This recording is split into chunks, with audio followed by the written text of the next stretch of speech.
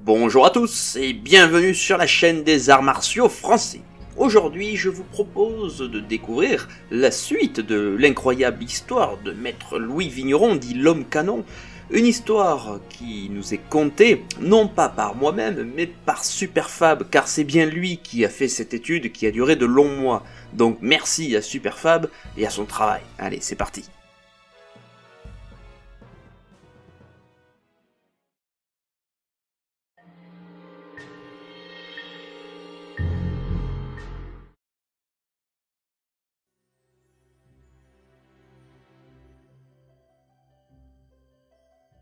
De 1860 à 1870, il y eut une belle période, les exercices ne chôment pas. En dehors des grands assauts que Vigneron donnait à Paris, il en organisait aussi à la campagne, l'été. Le dimanche, ce n'était pas le moindre attrait. Nous nous souvenons de plusieurs belles réunions auxquelles nous avons pris part à Chatou, Asnières, Saint-Germain. On partait le matin de bonne heure, dans un immense char à banc dont le milieu était garni d'une grande planche dans toute la longueur de la voiture. Une deuxième planche, qui superposait la première, était percée de grandes ouvertures, servant à y placer les bouteilles et les verres qui ne pouvaient ainsi se renverser. On cassait la croûte en route et on se rafraîchissait car il faisait chaud. C'était au printemps, c'était aussi le nôtre. C'est avec plaisir que nous nous rappelons ces heureux moments. Il faisait bon vivre. On était jeunes, gais et dispos, et la belle pièce de canon nous accompagnait toujours. Une de ces belles journées, c'était à Saint-Germain. L'assaut devait avoir lieu à 3h après-midi, dans le manège des cuirassiers de la garde impériale, mis gracieusement par le colonel de ce régiment à la disposition de Vigneron. Pendant qu'on déjeune dans la forêt, on fait promener en ville la pièce de canon et les engins que Vigneron devait enlever. À 2h30, on annonce l'ouverture des bureaux par 3 coups de canon, comme l'indiquait le programme. La toiture du manège n'était qu'un grand vitrage composé de petits carreaux qui donnaient le jour à l'intérieur. Lorsque Vigneron fit partir sa pièce de canon sur son épaule, comme de coutume, il ne resta presque pas de carreaux en entier. Heureusement, il y avait tout autour de la toiture une partie couverte en bois, et comme les spectateurs s'étaient retirés en arrière pendant qu'on tirait le canon, ils furent garantis et personne ne fut atteint par les éclats. Vigneron, qui pourtant se trouvait au milieu, ne fut pas atteint. Il fit même le tour de la piste, son canon sur l'épaule, resta un moment sur une jambe et jeta son canon à terre. À ce moment, il était comme atterré de voir tant de débris de verre couvrant le sol. Le colonel et cuirassiers, présents à l'assaut, le consolant en lui disant qu'il prenait à sa charge les carreaux cassés. On dîna de bon appétit, on fit de belles promenades et on revint à Paris le soir, toujours dans la grande voiture, satisfait d'avoir passé une excellente journée où l'hygiène avait bien eu sa part. Quelques-uns de la société restèrent à Saint-Germain, c'était la fête des loges. Heureux temps! Qu'êtes-vous devenus et combien reste-t-il de ceux qui étaient de la fête avec nous? Article de l'abeille impériale, messager des familles, revue du grand monde des modes de l'industrie le 15 septembre 1860. Représentation extraordinaire à l'hippodrome, les merveilles gymnastiques, le trio aérien, l'homme inimitable et les siciliennes. Ces gracieuses écuyères obtiennent un immense succès. Le spectacle sera terminé par les exercices de Monsieur Vigneron, l'Homme Canon, et par Jeune Fille et Papillon, grande récréation exécutée par toutes les écuyères. Le journal Le Tintamarre, critique de la réclame, satire des poufistes, journal d'industrie, de littérature, de musique, des modes et de théâtre du 14 avril 1861. Grande matinée artistique offerte aux vrais amateurs du billard, mardi 16, jeudi 18 et samedi 20 avril. Défi porté à Monsieur Barthélemy, le célèbre professeur, par son élève Monsieur Alexandre Revel. La lutte aura lieu en 3 parties de 200 points chacune. Un prix sera décerné au vainqueur par Monsieur Loisel, chef de l'établissement. Une surprise sera réservée aux vaincus. Monsieur Barthélemy luttera ensuite avec Monsieur Vigneron, l'Homme Canon, l'athlète de l'hippodrome. Les séances commenceront à midi et finiront à 3h. Article du journal L'Orchestre, revue quotidienne des théâtres du 1er janvier 1863. Demain mardi 10 novembre, grand assaut extraordinaire donné au Vauxhall, 16 rue de la Douane, sous la direction de Monsieur Louis Vigneron, l'Homme Canon de l'hippodrome de Paris, avec le concours de Monsieur Le Boucher et de 10 autres professeurs. Les portes ouvriront à 7h12. L'orchestre sera conduit par Pilodo. Extrait du journal des baigneurs à Dieppe le 6 août 1863.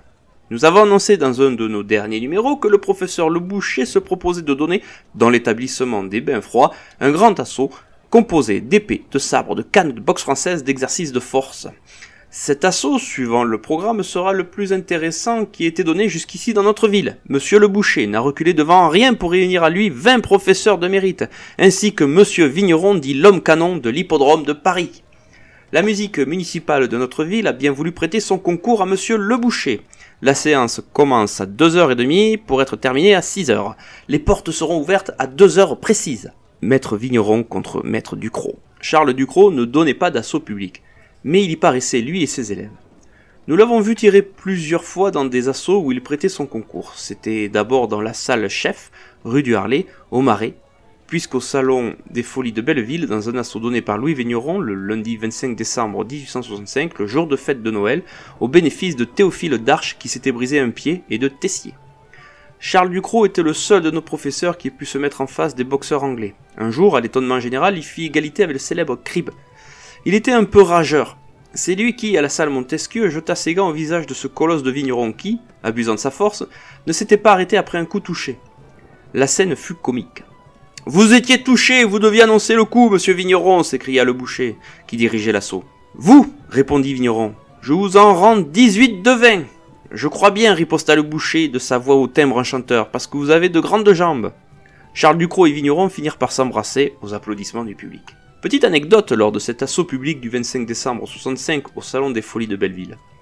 Lorsque, avant de commencer leur assaut, Vigneron et Charlemont se serrèrent la main, le fils de ce dernier, qui avait 3 ans, croyant que Vigneron voulait faire mal à son père, se jeta sur lui en pleurant et lui tint les jambes. Alors Vigneron le prit dans ses bras et le rassura en l'embrassant. Le futur boxeur était consolé. Cet assaut, du 9 octobre 66, à la salle du Vauxhall, donné au bénéfice de Vigneron, est spécialement donné à l'occasion suivante. Monsieur Harrison, l'homme le plus fort d'Angleterre, désirant venir à Paris donner quelques séances d'exercice de force, s'est adressé à Monsieur Vigneron et lui a offert, ainsi qu'à tous les Hercules de Paris, un haltère en cristal qu'il lui a expédié, du poids de 130 livres anglaises. S'il peut l'enlever à la volée de chaque main et tenir en même temps à bras tendu de l'autre main un poids de 50 livres anglaises, Monsieur Vigneron a accepté l'offre, et il essayera dans cette soirée d'enlever l'haltère dont il s'agit. Il invite tous les professeurs de gymnastique à concourir comme lui. L'haltère est visible au café Vigneron, cité du Vauxhall 6. En 1866, la lutte émigrait tout en haut de la rue des Martyrs, dans un nouveau gymnase que M. Paz venait d'installer au numéro 34. Dans le but de faire connaître son établissement, Paz organisa des assauts qui attirèrent une foule considérable. Plus de 3000 personnes assistaient à chaque séance, et les grands cercles de Paris s'y faisaient représenter. Il est vrai que les choses avaient été bien faites et que rien n'avait été négligé pour intéresser le public. Paz, très compétent en matière de sport et très amateur de lutte, avait engagé les sujets les plus cotés de Bordeaux, Toulouse, Montpellier et Marseille. Certains virtuoses du tapis étaient payés par lui jusqu'à 150 francs par soirée, rémunération tout à fait extraordinaire à cette époque et qui semblerait cependant parfois bien maigre à quelques étoiles d'aujourd'hui. Les représentations étaient organisées avec un soin minutieux et présentaient un air tout à fait imposant. De plus, chose rare à cette époque, la tenue du lutteur était réellement correcte. Pour appareiller les combattants, on procédait comme autrefois pour les gladiateurs. Les lutteurs étaient accouplés par paires d'égale force. Aussitôt que les 3 coups avaient résonné, ils entraient au nombre d'une trentaine, 2 par 2, dans le costume de lutte. C'est-à-dire en simple caleçon de bain, mais ce caleçon était une propreté irréprochable. Il est vrai que Paz passait une véritable revue de ses artistes et n'hésitait pas, quand il le fallait, à les envoyer à la douche avant de les laisser entrer dans l'arène. Après avoir fait leur entrée, les athlètes exécutaient le tour de l'arène, saluaient le jury et rentraient dans les coulisses, où ils se tenaient jusqu'à l'appel de leur nom. Le jury était le plus souvent composé de membres du Jockey Club, et dans tous les cas, ne comprenait que des sportmen connus. La présidence était presque toujours dévolue à Paz, dont la compétence forçait les lutteurs à faire des assauts sérieux. Il savait, en effet, s'acquitter de sa tâche avec une autorité particulière et montrer au besoin la sévérité nécessaire à la direction des gaillards de cette espèce, naturellement peu habitués à l'obéissance. Le règlement défendait formellement aux combattants de s'interpeller pendant la lutte, ainsi qu'ils en ont la fâcheuse habitude. Les lutteurs ne devaient jamais adresser la parole aux spectateurs ni discuter les arrêts du jury. Lorsque le président levait le petit pavillon tricolore qu'il tenait à la main, l'homme tombé devait quitter l'arène sans récriminer et sans faire entendre la moindre protestation. Ces assauts étaient si intéressants que Paz dut en donner une vingtaine qui eurent un succès extraordinaire, grâce surtout à l'ordre et à la correction qui présidaient à ces séances. En dépit du public, Paz renonçant bientôt à ce genre de spectacle, il ne voulait pas en effet dénaturer le caractère de son établissement, qui était avant tout un établissement de gymnastique médicale. En organisant des luttes, il avait cherché seulement à faire connaître au public le chemin de son gymnase. Son but une fois atteint, il abandonnait ses procédés de réclamer, qui s'écartaient par trop de sa spécialité. C'est au gymnase Paz que le célèbre Rossignol-Rollin de Lyon tenait ses assises. Il serait curieux de relire aujourd'hui les annonces truculentes qu'il rédigeait avec un réel talent. Rossignol avait d'ailleurs un véritable don d'orateur, et l'on s'offrait souvent le plaisir de le remonter pour jouir de son éloquence toute spéciale. On a vu au gymnase Paz défiler des types superbes, Richoux, le plus fort, Béranger, le plus beau, et le plus aimable des lutteurs. Alfred, le joli modèle parisien doublé comme un taureau de race. Le pâtre Étienne, un marbre antique, un peu gros. Le nègre James, une statue de bronze. Deslignes, Crest, Vigneron, Lacaisse, Granger, Charpentier, Blondin, Faoué, l'invincible, surnommé le fauve des jungles, Rivoire, l'homme de marbre, Pujol dit pile de pont, le marin célèbre de la Belle Poule. Modèle d'académie, étaient des combattants de premier ordre. Tous des hommes d'une vigueur et d'une adresse exceptionnelles qui faisaient les beaux jours des arènes de l'époque. On sait combien était musculeux et rablé ce doux Rabasson, le taureau de la Gironde. Solide et merveilleux de forme, Rivoire, le rempart du Midi. On sait combien était beau le jeune Blas, et quel désastre fut pour la lutte la mort de ce fier espagnol au corps d'acier. Il y avait aussi Arpin, le terrible Savoyard.